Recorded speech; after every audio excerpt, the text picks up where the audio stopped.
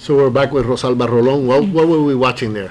Well, it's a new production called Betsy, and Betsy is a collaboration of Pregones Theater with an ensemble pretty much like us, but that live in the Appalachian region of the country in Kentucky. Okay. And we have been working together now for some 15 years. These are not Hispanics? These are no, these are really mountain people and wonderful people who are doing an amazing work in the rural areas of the country, in the mining in the coal mines area of the country. And we just happened to be together in this festival years and years ago, and we was like mirroring each other, except that we come from a different background, but our pursuit was the same. They were trying, or they have been doing at home in Kentucky and Virginia what we are doing in the Bronx. And so we decided to work together and begin to do projects. And this is our second production together that is now touring, and it is a story about this woman from the Bronx, this Latina, who discovers that she has Irish roots, and even though Scotch-Irish roots, and even though she has grown as homegrown Bronx Latina, she decides that she must find out more about that part of her life.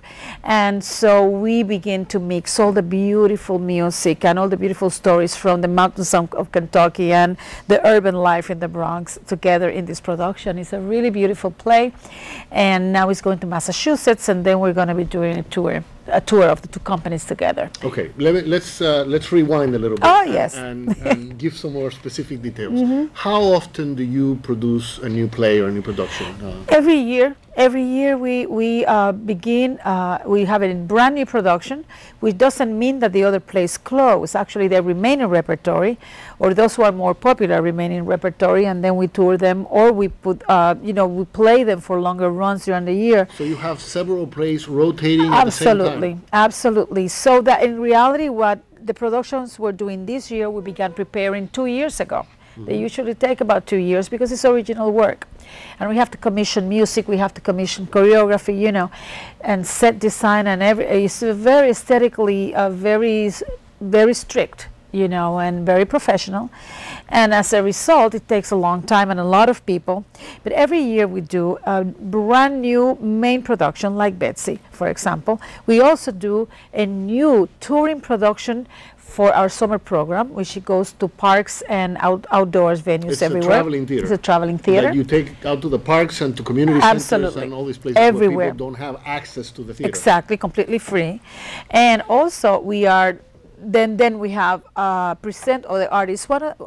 One of the things that is important about having a space is not only that you present your own work, but that you share it, and that you bring other artists who, in fact, either need a space to work in, or you present their work. They bring the entire production. So other theater companies, let's say from Latin America, perform at the Pregones Theater? The other theaters, yes, absolutely. We just finished a project called March is Music, where we presented 4 different companies during the month of March.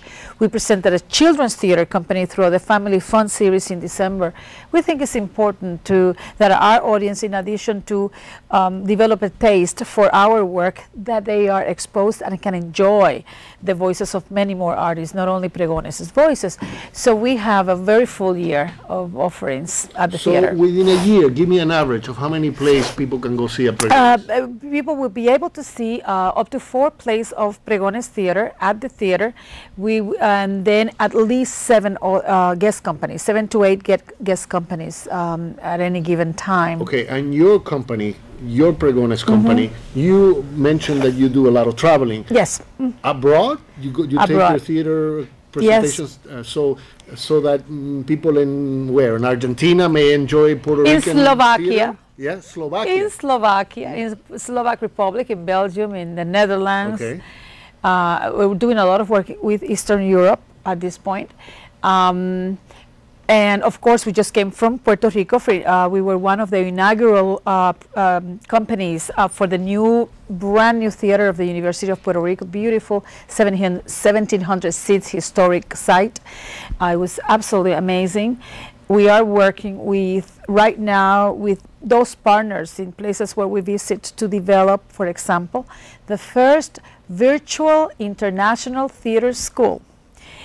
involving 8 countries, where we hope to develop a school where our young people can study with masters from all over the world virtually.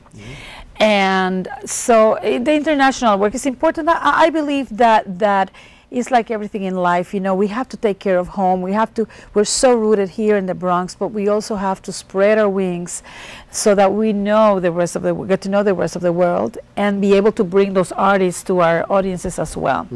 So the international work is very important, and we of course do 6 to 7 states in the United States a year in the tours. And it's also very important, I want to talk to you when we come back. We're going to take a quick break, but when we come back, I find that the Hispanic audiences need to be coached a little bit into appreciating Hispanic theater sometimes. Unfortunately, what I see happening very often is that Latinos are more willing to spend $50 on a salsa concert than $20 on a good play.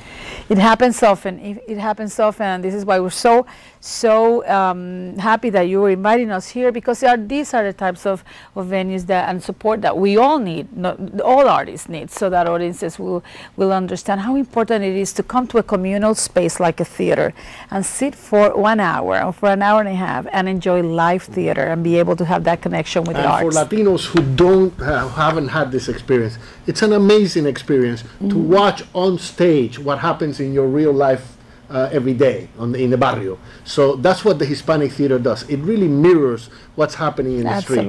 We'll be right back with our guests, and we'll be talking some more about the Hispanic theater in the Bronx. Hold on, we'll be right back.